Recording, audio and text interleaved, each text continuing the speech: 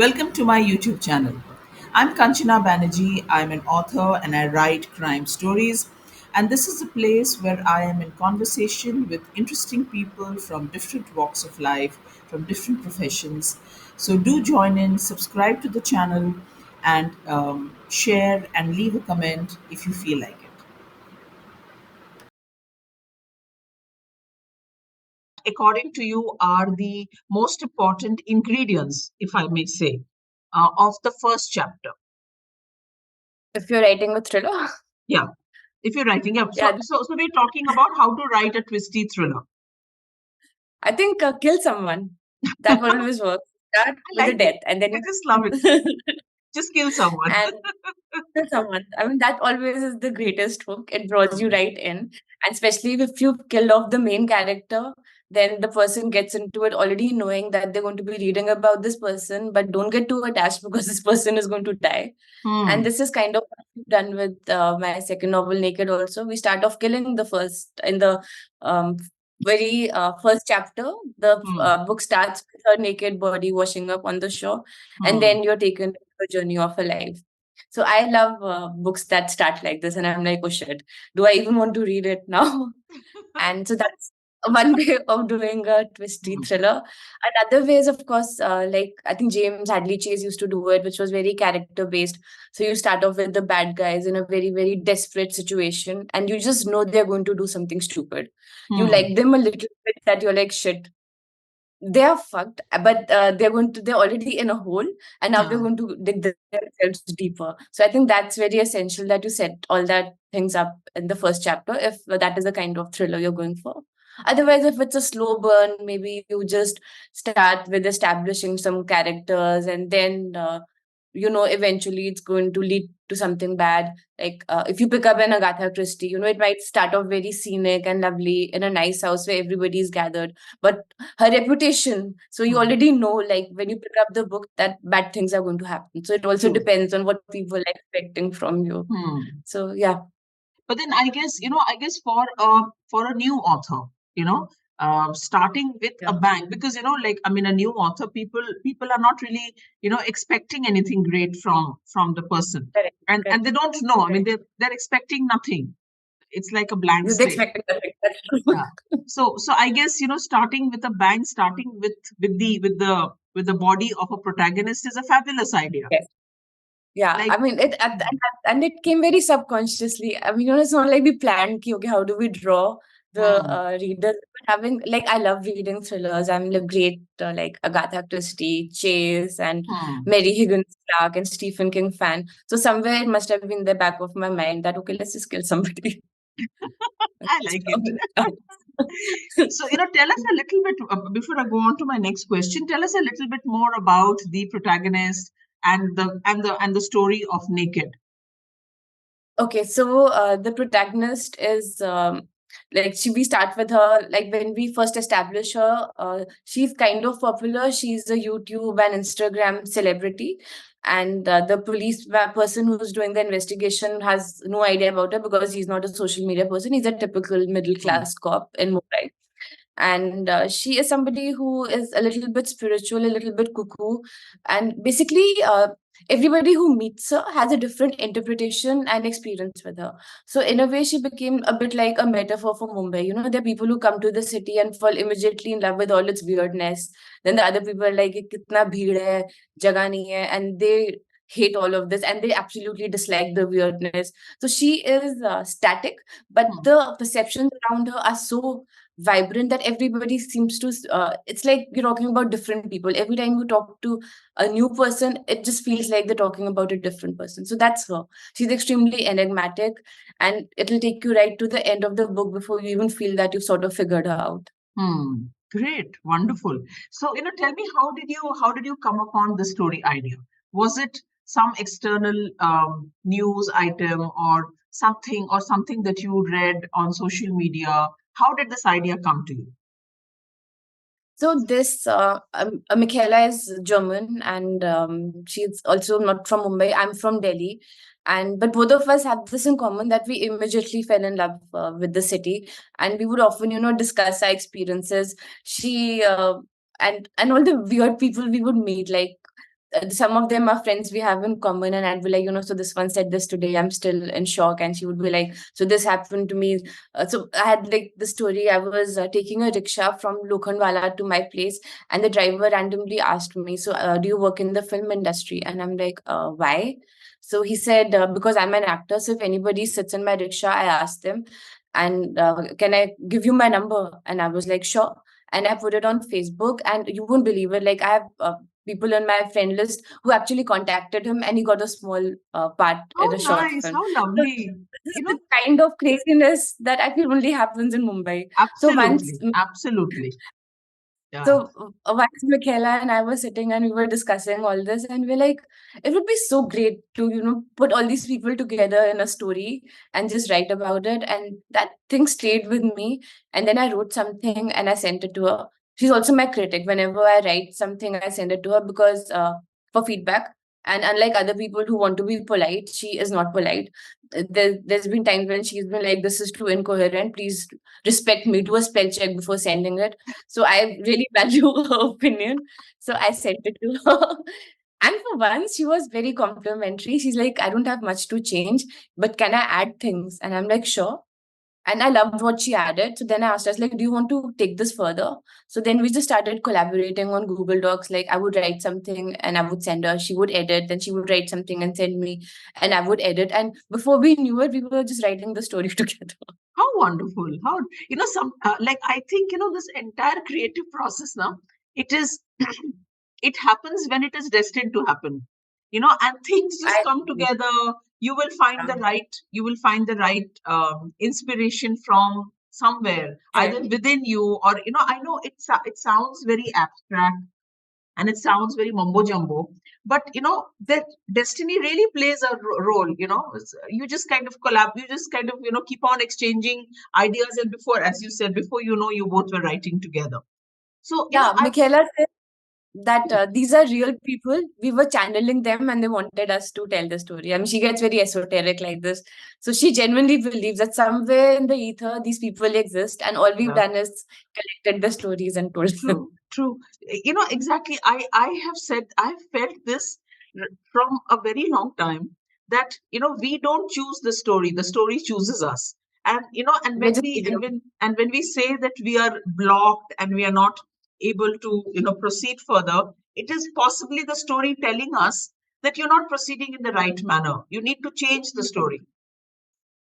Oh my God, that's a great thought. So next time I'm blocked, I'm just going to take, and subconsciously, I think one does that. You take a step back, you do something else for a while, and then you always come back with a fresh perspective, and then you're no longer blocked. Huh, that makes sense.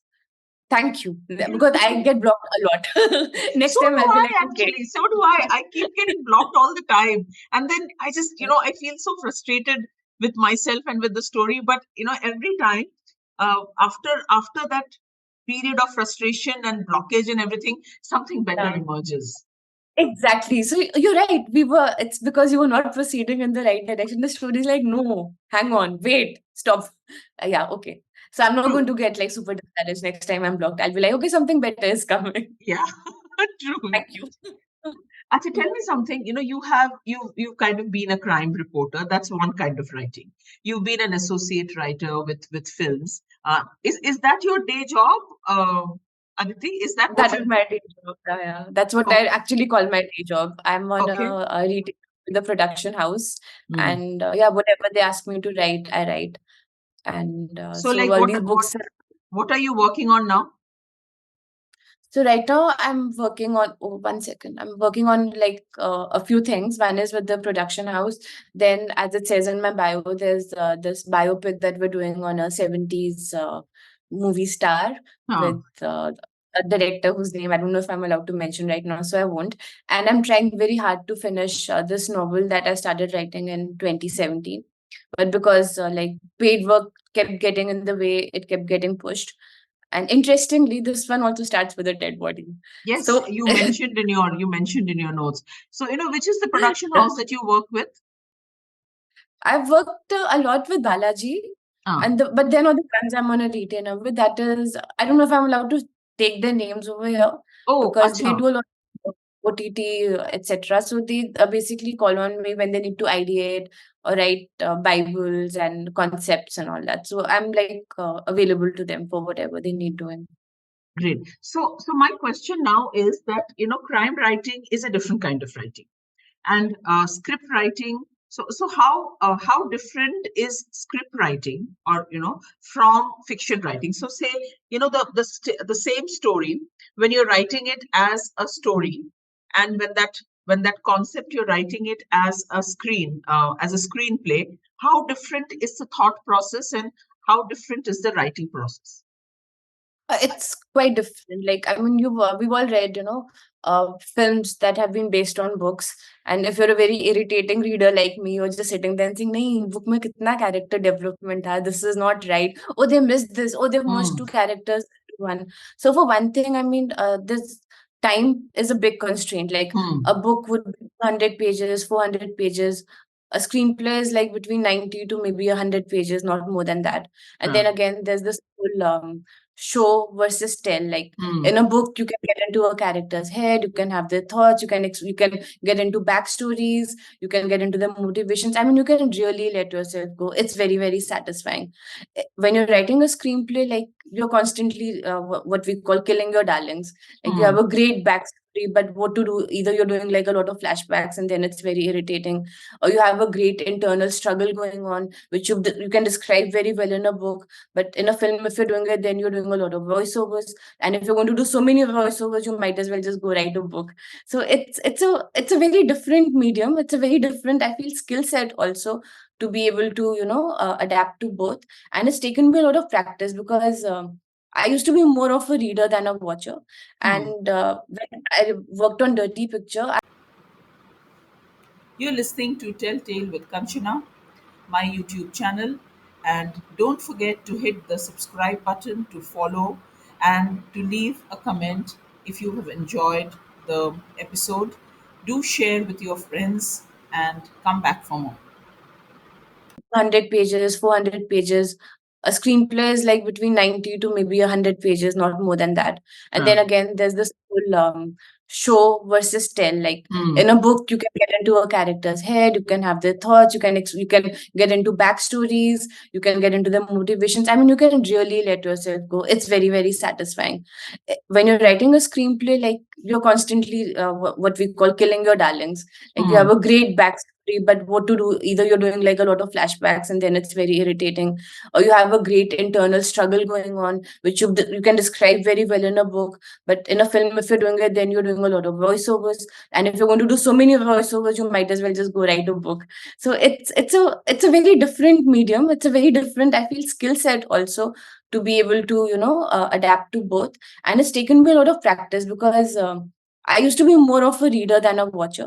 Hmm. And when I worked on Dirty Picture, I started writing it. My first draft of the story was like 70 pages. I just went on and on and on and on writing. And that eventually we converted into a step outline and a screenplay. And a lot of feedback I used to get that time was, "Aditi, you're not writing a novel. Just stick to the information that is usable. There's no need to say things like, oh, the lady was yelling loudly, competing with the noise of the traffic behind, which was rising in a cacophony." And my co-writer would be like, "Are you trying to confuse the director? The scene is that this lady is yelling. Now he's going to think, am I supposed to add traffic? Am I supposed to add honking? So Okay. just stick Okay. to this." So that's Ah. taken a lot of like practice and unlearning to not write all that. I think that's why I was trying to write a novel, because I was like, but I have both things to say. You're Hmm. stifling me. You're not letting me talk. And so, yeah, it's a different medium. It's a Uh, different medium. And did you take some courses to kind of hone the screenplay writing thing, or did you just learn on the job by doing it again and again? I mean, mostly I learned on the job because, like I said, I used to keep getting told that it's not a novel. Don't write it like a novel. Think, can I show this? Can the director show this? Always have this in the back of your mind. So, Huh. this was something I learned on the job. But for novel writing, I did eventually, like after having written and published Naked, I did like a 1 week workshop in Paris to just see, how internationally one measures up and what kind of process they have for storytelling. This was very, very interesting, like how beautifully evocative those writers are, and how Hmm. sometimes in a lot of Indian writing, it gets very plot driven. It's like this happened, this happened, this happened. You're not like taking time to pause and breathe and really texturize the story. So that is something that I discovered there.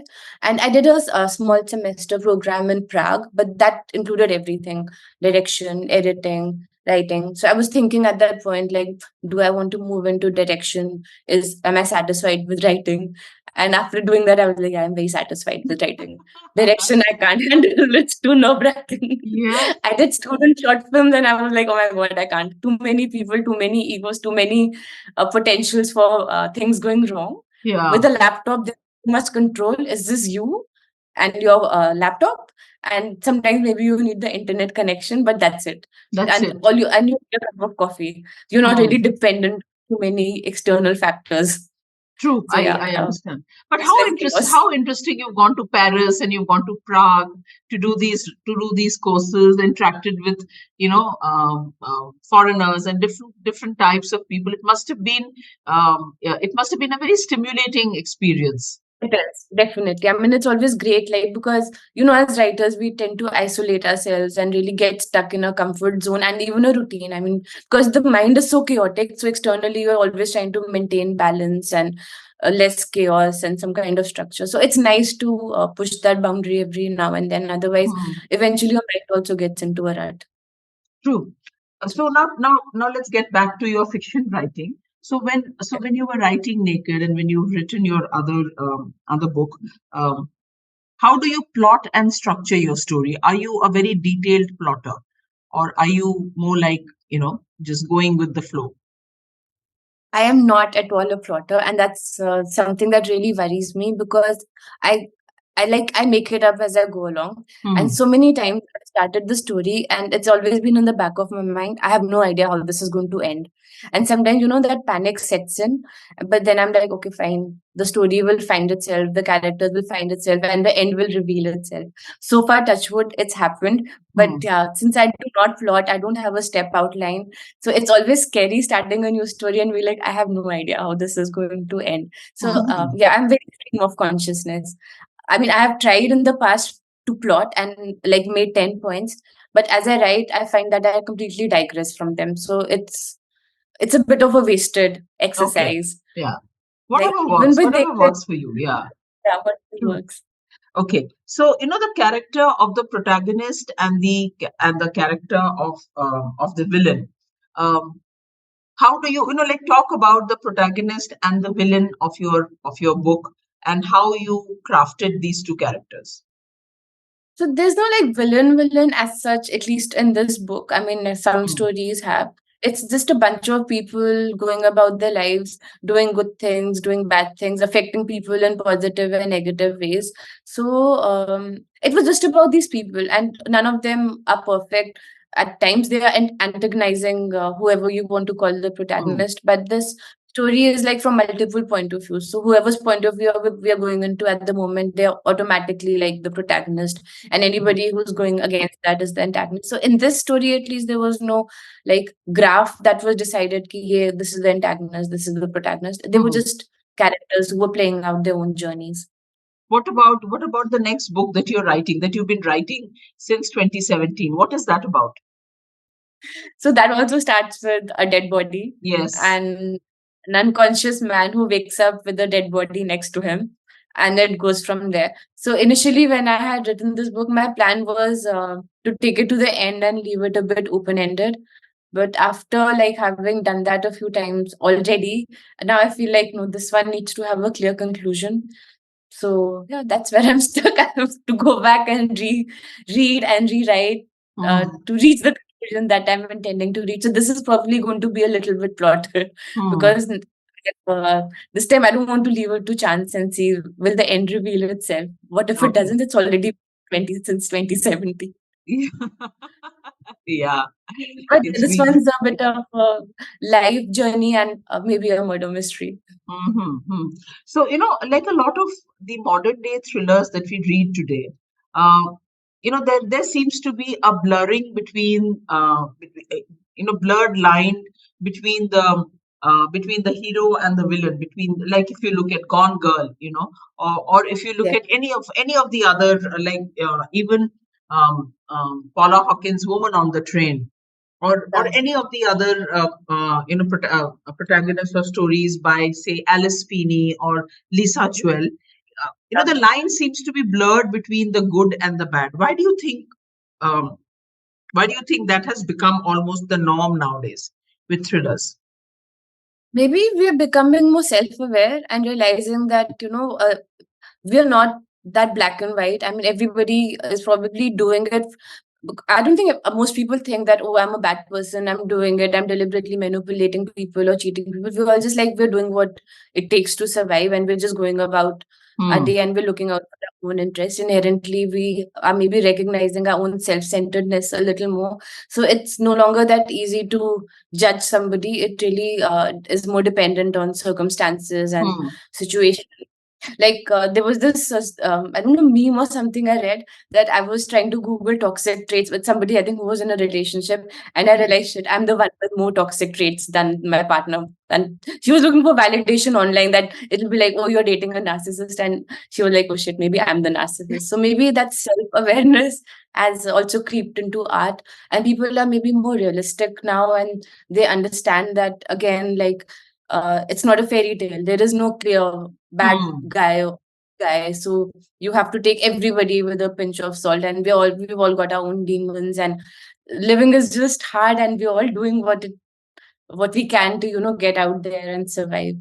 But I True. think even like, but read James Hadley Chase, his protagonists were always the bad guys. Huh. When caught up in a bad situation, they would be the people committing the heist or the murder. But you kind of were rooting for them because he was so good in bringing out their humanity. Hmm. So small doses, probably it always existed, but now it's, yeah, it's maybe it's a lot more to do with access to the internet. So you have access to different kind of stories, and you know more about different sides of the same situation. So Yeah. mentally you're getting tuned to the fact that you cannot really demarcate good guy and bad guy. It really depends on who is telling the story and trying to put themselves in the best possible light, and even then you can't, because True. self-awareness. True. Absolutely. So, like Agatha Christie has, everyone kind of has at some point in time read her books, and she's a woman writing thrillers, uh, like from a very early time. Uh, what is your take on women writing thrillers today? The kind of stories we are writing. A lot of women are writing thrillers. Why do you think we are moving towards this genre, and what is it that attracts, kind of us to this genre? I mean, it's not something I really thought about, because again, I grew up reading Agatha Christie Huh. and Mary Clark. So for me, it's very natural that, yeah, a woman writes a good thriller. Maybe it's because when it comes to things which are more character based, women are better at nuances, Hmm. better at discovering the family dynamics or the interpersonal dynamics that lead somebody to committing murder. I mean, there's a lot of psychology in a lot of Agatha Christie books also, where even I think Hercule Poirot asks this question. It's not like who murdered this guy, what did he do to get murdered.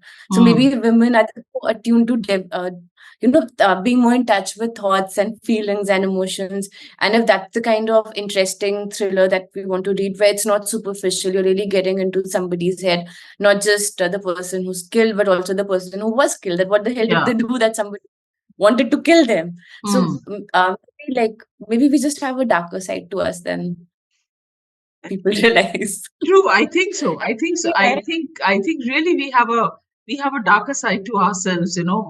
Much more than what people would yeah. would I like mean, to so believe. much, when so much in tune with our emotions, a lot more than maybe the.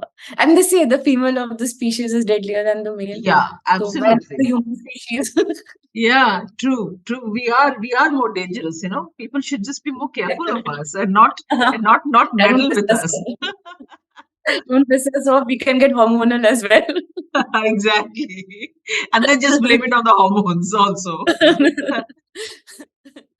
Great. So, like, what are you working on now, Aditi? Like I I, said, I'm trying to finish that story that I did, that huh, I started in 17, then this biopic.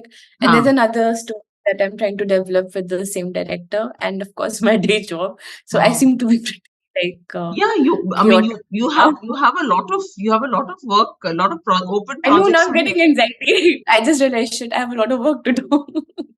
True, true. But that's good. That's good. And you're doing different kinds of things, and you're Yeah, writing different kinds of things. So it's like, it challenges you. And so definitely. tell me, do you how much of what you see in the external world, like of course you mentioned that all these strange experiences and interesting experiences that you and Michaela had on the streets of Bombay, all that found its way. So other than that, the news items and etc., what external influences um, find their way into the stories that you write, both for movies, scripts, and for the fiction books. I think weirdness attracts me, or maybe I attract weirdness because I find like a lot of very strange things happen to me personally and to the people around me, and Hmm. I'm like really fascinated. And then I think about it, and it's not like consciously I'm like, oh, I must use this in a story. But whenever I sit down to write, I find that my head is already full of material, and sometimes it's not even like 11 a.m. and already Hmm. enough bizarre things have happened to be inspirational. So I think it's just the lens I put on the world. I'm able to see absurdity everywhere, and Hmm. I think a lot of it finds its way in my stories. Give me Like some normal things examples. Give me some fascinate me. examples of some Like weird and absurd things that you've seen, say, in the last 2, 3 days. that's shit. Now you put me on the spot, and I have to think. And my mind has gone blank. Okay, But no, so maybe I can. whatever, whatever.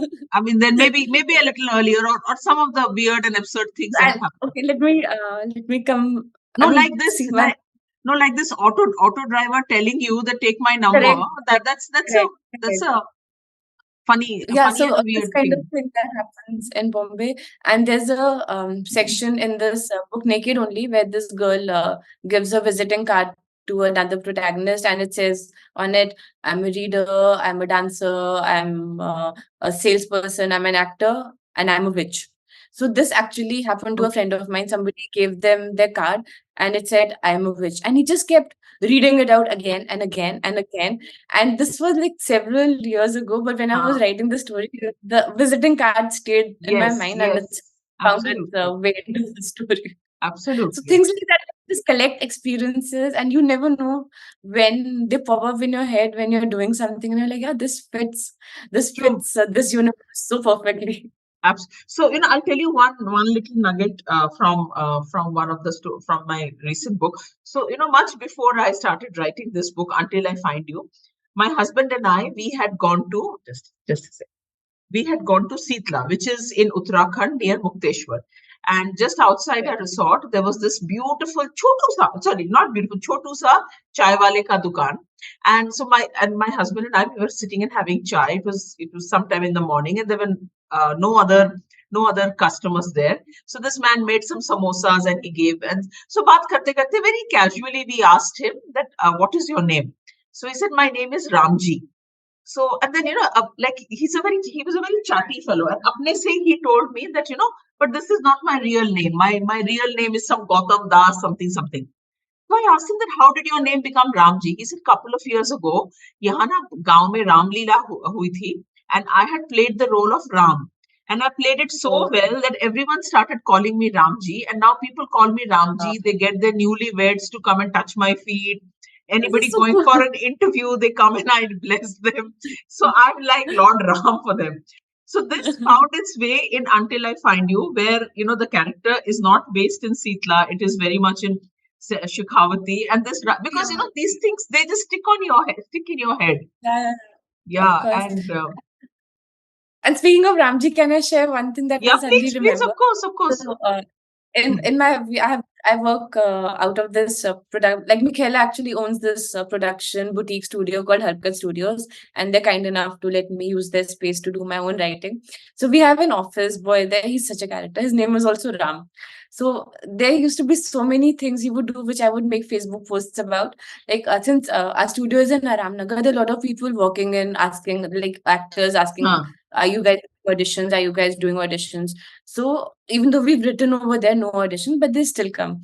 So One day this guy walks in and Ramji was in a mood, and this guy is like, यहाँ पे audition हो रहा है, and Ramji is like नहीं, and he's like introduction दे सकते हैं, and Ram is like ये Aditi madam है, ये शिवा मैडम है, आप एक्टर हैं, हो गया इंट्रोडक्शन, अब जाइए. No, And but the guy meant like, can I but that way, introduce my. like this is what I love about Bombay. You get to meet such interesting and such varied people, which I Yeah, I don't mean, think happens in other cities. Maybe it does of a different degree, but yeah, but yeah. I think everybody in my office is like a character. They Mm, are all fascinating and interesting. And our office, Ramji is definitely part of our whole vibe. I He's one can of the imagine. weirdest. I can imagine. Great. So, Aditi, we have to end now because the time is almost Okay. up. And it was lovely chatting with Okay. you. Wish you It all was the great best with chatting. your book and Thank with you so much. many more other books, which I'm sure you will go on to write, and the scripts and everything. So And I hope you I, finish the book that you started in 2017. I really pray I finish it this year at least. Thank you so much. Thank you so much. It was great chatting with you. Thank you for having me. You're most welcome. Bye. Bye. एक minute, just अटक गया. wait मैंने क्या किया end meeting.